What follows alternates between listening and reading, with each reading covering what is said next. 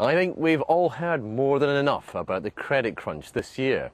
But not every business sector is facing doom and gloom.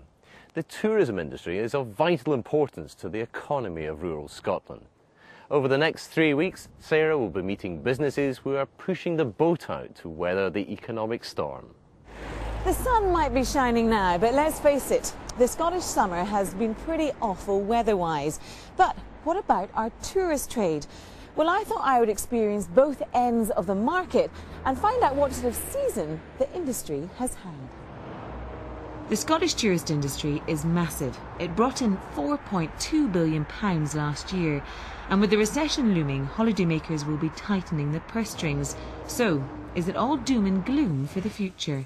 Well, I think it's time I went in search of a holiday that doesn't break the bank and is eco-friendly at the same time.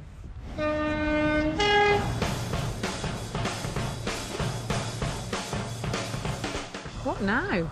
We go for a walk. Does this look a little bit familiar to you? Well, Carrara Station has been immortalised by the cult film Trainspotting. It's not natural, ma'am. It's the great outdoors. This is the stop for the Lochosian Youth Hostel, right in the middle of Rannoch Moor.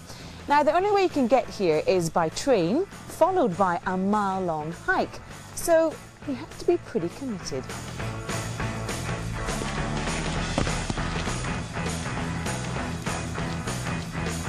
Hi, Hi, Nick. so how are you doing? Good to meet you. And yourself. We've got a break in the weather. We're in luck. Wonderful. I know. Should we have a grand tour? Of course, come on. then. Oh, lovely. This is pretty much the centre of the hostel. Multi-fuel stove, generates all the hot water and the central heating. Coming through. Yeah, is this the gentleman's dormitory? This is the gentleman's dormitory. We'll start here then. How long has the hostel been environmentally friendly for? It was rebuilt as an eco-hostel 2003, so 5.5 years now. Ah, oh, this is nice. Dare I say it, it smells a bit better, Nick? Ladies' dormitory. Wow, what a view to wake up to. It's not bad, is it? How optimistic are you about the future, given that all the news at the moment is very doom and gloom? I think we've every right to be very optimistic. I suppose we're at the bottom end of the market price-wise. I mean, I'm £14 a night to members of a youth hostel association. So maybe we'll get those from usually using the higher end of the market, and maybe they'd want to try downsizing a little bit and trying something that's slightly more unusual for them. I mean, this year's been very successful. What indication do you have that next year might be the same? Hogmanay is already booked for 2010. I have 2 weeks in May where the whole of the hostel is already fully booked. So it's looking good. This is the sort of summer we've had, but pouring with rain. Why would you come up here and not go to the Costa del Sol? I mean, look, we were just saying, we got on the train at Euston after a day at work and woke up in this absolute stunning place. This low-impact tourism doesn't seem to have suffered much from the economic downturn. But what about the wider picture? How is Scotland's tourism industry faring overall? We have seen a slight dip in terms of occupancy so far this year. So for hotel occupancy, it's down 3%. In terms of visits to visitor attractions, also a slight dip of around 2% so far this year. What do you think the reasons are for this downturn? I think that the cost of fuel has had an impact.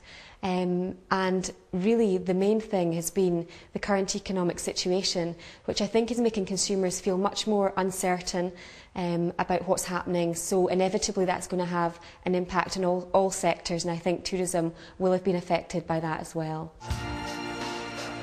Is this a cause for concern across the board, or are some sectors more affected than others? What about the higher end of the market? I'm very excited as I'm about to join the Majestic Line, a cruise liner with a difference. The Glenmassin is a beautifully converted traditional wooden boat, and it sails around the west coast of Scotland. The Majestic Line is a very intimate way to enjoy the stunning scenery around here. There's only 12 guests on board, which means you certainly get well looked after. We love the scenery in Scotland. It's everything we want from a holiday. And these days, when you want a holiday, you want something special. It's just what we wanted for a break. How are things looking for next year at the moment? Well, they're looking extremely good. We operate really on a 7-month season, which isn't all that long, and we already have 3 months fully booked of these 7 months, so it's very optimistic. So the credit crunch hasn't had much of an impact here, but I do wonder if that is going to last.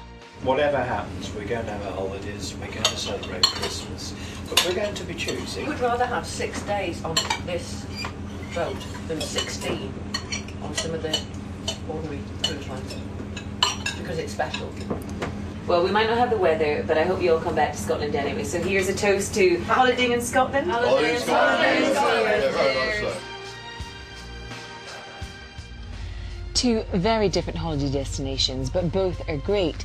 And both have reassured me that there's still a lot of optimism in the industry despite the current doom and gloom.